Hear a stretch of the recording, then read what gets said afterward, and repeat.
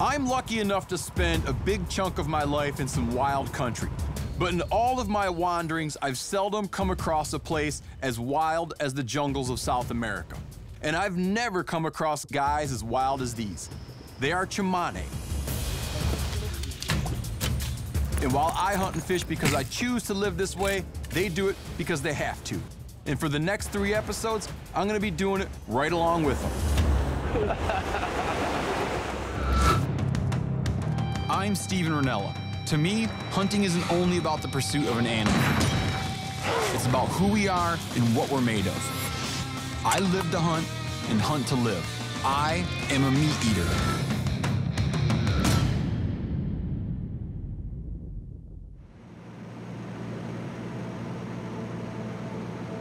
The jungle sprawls out below, mile upon mile upon mile. It's both attractive and repelling.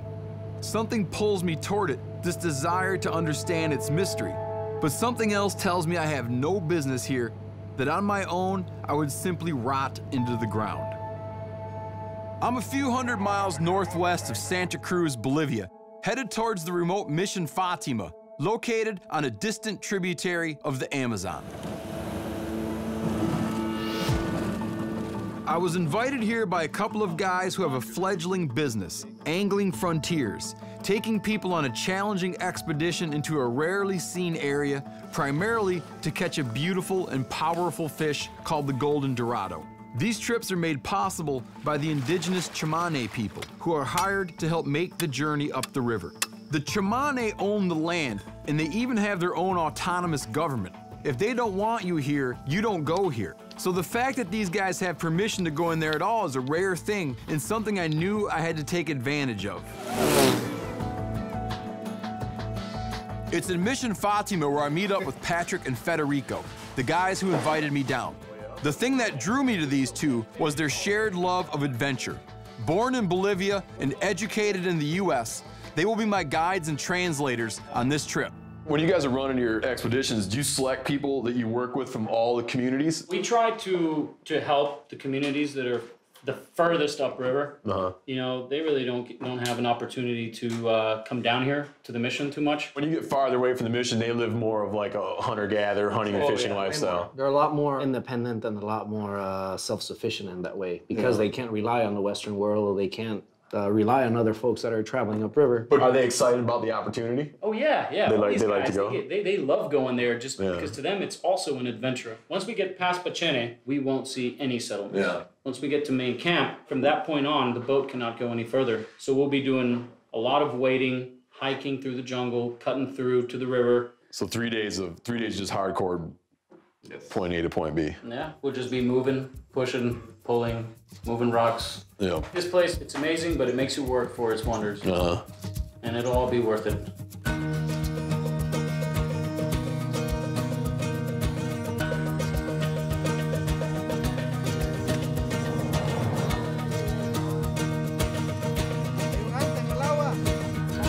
As the hired chamane crew load up the long wooden boats that we'll be traveling in, the true foreignness of this situation starts to sink in for me. Labor is not in short supply around here you gather.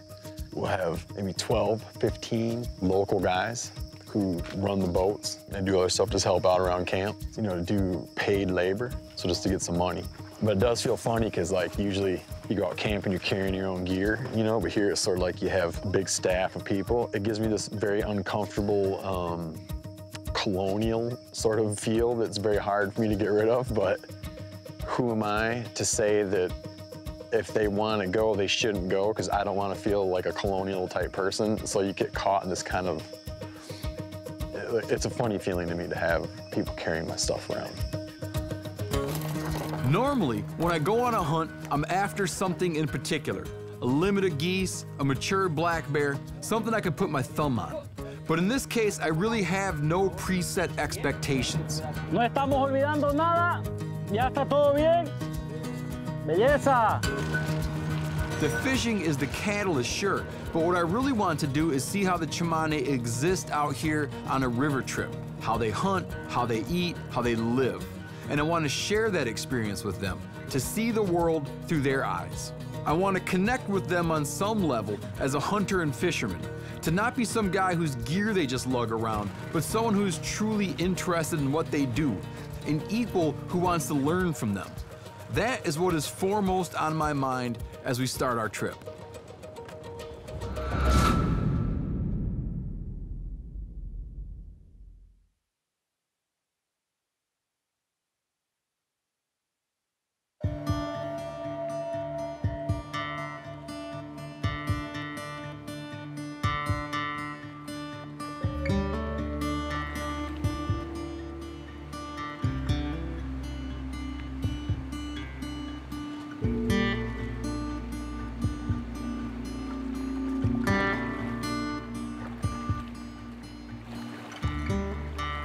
The river is still deep and wide at this point, which means, unfortunately, easy travel. I'm stuck in this lawn chair like some 19th century fat cat on an African safari. Chamane villages line the river, usually associated with smaller tributaries, and the farther away from the mission you get, the less Western influence there is. As the river narrows, the trees go taller, the mountains closer and higher. It starts to feel like I'm really somewhere very special, primal, and raw. A big part of this trip for me is to come up and experience this area, and you can't escape your own perspective, you know? So I'm experiencing this area as an outsider, and the crew, some of them speak some Spanish. You know, they have their native language. So it's difficult even for Federico and Patrick. And so for me to be double separated from that, it's like I'm just left to kind of like wonder, what are they hearing? What are they seeing? What would they be doing if they were up here and we weren't here and they weren't catering to us, you know? I would love to see those guys do some cool stuff, but it's tough, man. You realize that it's just a huge goal. It's been raining at night a lot, which has stirred up the clay that lines the river basin, turning the water to the color of chocolate milk. It's troublesome because Patrick and Federico had pushed the idea of sight fishing the Dorado, literally casting flies right in front of their noses. That just wouldn't be possible in these conditions, but they assure me that farther upriver where we're headed, the water will be crystal clear. Here you can finally see the ground starting to rise up, and we're actually going toward that more distant peak. I mean, we're going like way up into this stuff where we'll be in some legitimate topography after a while, but that's still a couple days ahead.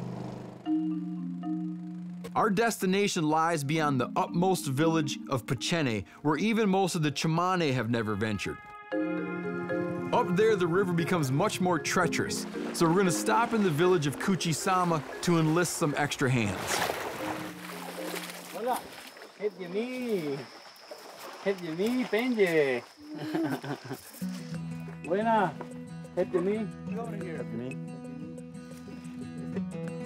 The contrast between this place and the mission is striking. Here, more things are made from native materials, and there is very little adornment. Things feel much more like part of the landscape. This is where I meet Alberto. Alberto? Steven. A seasoned hunter who is going to join us for the rest of the trip. He made all these? Yep, he made them. This is bow? Does he hunt with this bow? ¿Con cuál casa usted? ¿Con esta o con esta? He shows me the bow and arrow rigs that the Chamane use, and he's kind enough to sell me one that he built with his own hands. Chamane bows are long and thin, and each set has several arrows with different tips for different game: fish, birds, big game.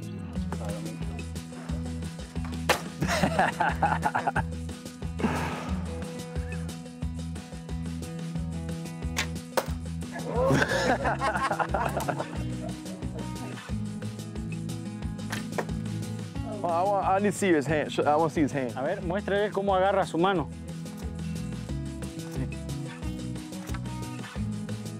Something like that. Something like that.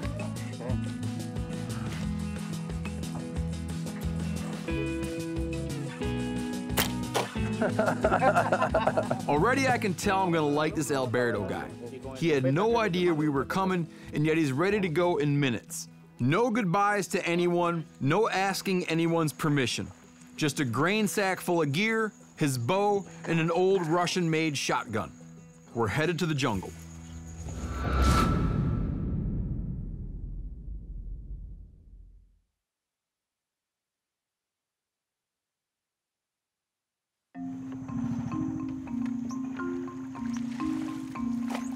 Federico and Alberto greased the wheels of the nascent Chimane political system by providing a little commerce on the villages along the river. So we make one more stop in the village of Pachene for some fresh produce, mostly plantains.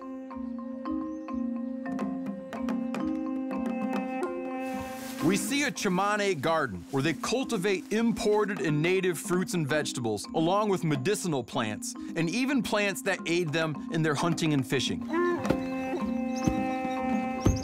These guys are fixing to do a fish kill. This is a leaf that has a toxin in it. The plant's called barbasco. When you put it in the water, it raises the fish up, but it doesn't kill them outright. They just come up to the surface and they're kind of stunned out. And then they'll shoot them with bows or collect them up. And it smells like if you took some alfalfa and pulped it. Not much different.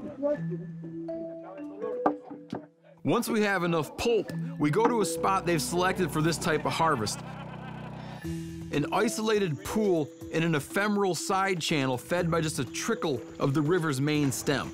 They seal off any possible avenue of escape for the fish and then go to work broadcasting the barbasco pulp into the water.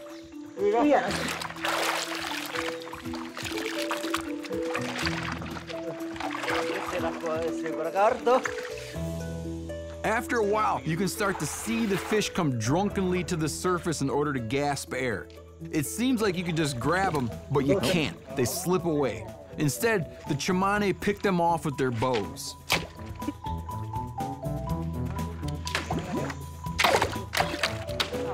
It's a very easy way to gather a high quantity of fish for either food or bait, and it's also a good way to train young children how to shoot. For me, it's a little weird. Personally, I feel way out of my element here.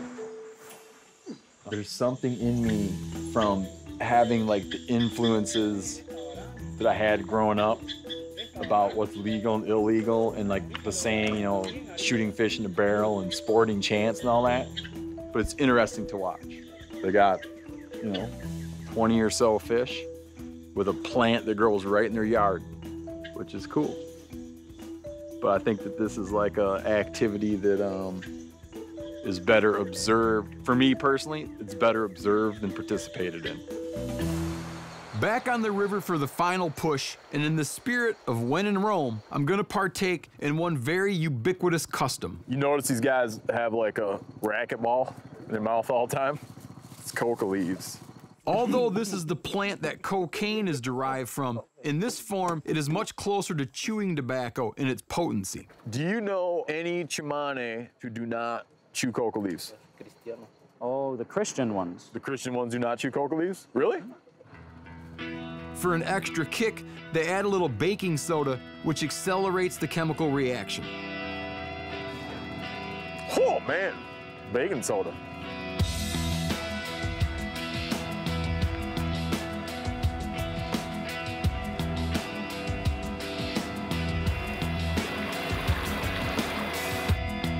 It soon becomes very clear to me why you might want that extra bump of energy from the cocoa.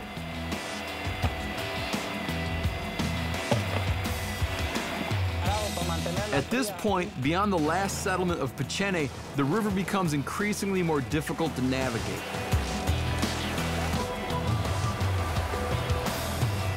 This may look rough, but to be honest, I couldn't be happier to be helping out, instead of sitting in my chair like some lazy ass. You always ask yourself, like, why? We want to go up this river so bad. There's all these different motivations at work, where you have people getting paid to go up the river.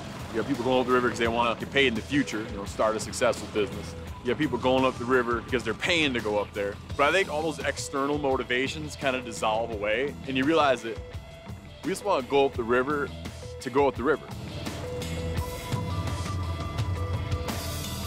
There's this anthropologist named David Meltzer, and in one of his books he talks about how you just can't really rule out the role of curiosity when it comes to colonizing new lands. Like, it's not always that you're pushed to places by necessity. That people go places, possibly, because they just wonder, like, wow, what's around the next bend?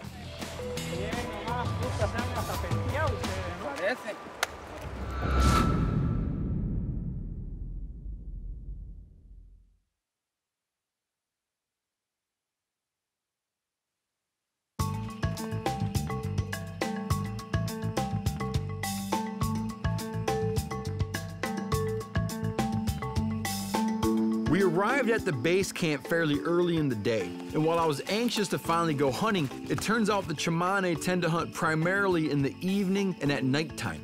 So we set off for a series of deep fishing holes a couple miles from camp to do some fishing while we wait for the evening to set in. When we get there, the crystal clear water that we've been chasing the entire trip is nowhere to be found. It's mud and more mud. Water clarity is very bad, but they say that that hole right there could have fish. Sarubi? Suru, dorado, mucho pescado. Good. So we're gonna angle it. One of the guys, Marco, one of the best hunters of the group, immediately sees a chance to poke some live bait.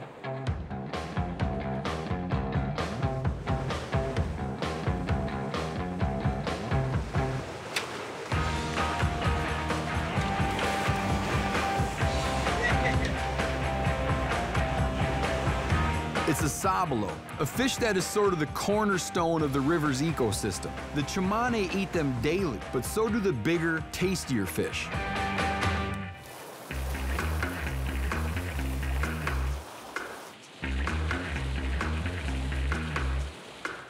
We're ostensibly looking for Dorado, though we're not allowed to keep them. Patrick and Federico have a self-imposed catch-and-release policy in place to ensure the population in these waters remains as high as possible. And while the Tsimane love to eat Dorado, they've come to understand the simple equation. More Dorado equals more visitors equals more money. It's an alluring bit of math. The other thing we're on the lookout for is a giant green catfish they call maturo. While we're not allowed to eat the Dorado, the catfish are fair game. And a couple hours in, one of the Tsimane who I've dubbed Marky Mark snags one on his hand line. He tells me to grab the line and pull it in, and feeling the sheer power of that fish is pretty amazing. Oh! Sweet! Watch the spines on it, on the pectorals. I don't know. God, man, this is so cool. You'll check out something you've never laid eyes on before. That is a wild fish that lives in a wild place.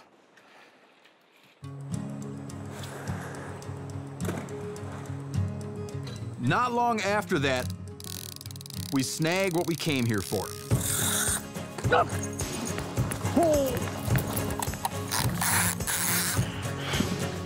Look at that thing. You gotta be kidding me. Oh my God. This is a Dorado, man. Holy crap, this is a monster right here. This is one of the biggest Dorado we've caught, man. That's a gorgeous fish.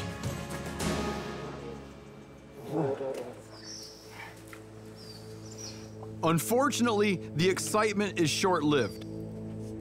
As we go to release the fish, it's slow to recuperate from the fight. Yep.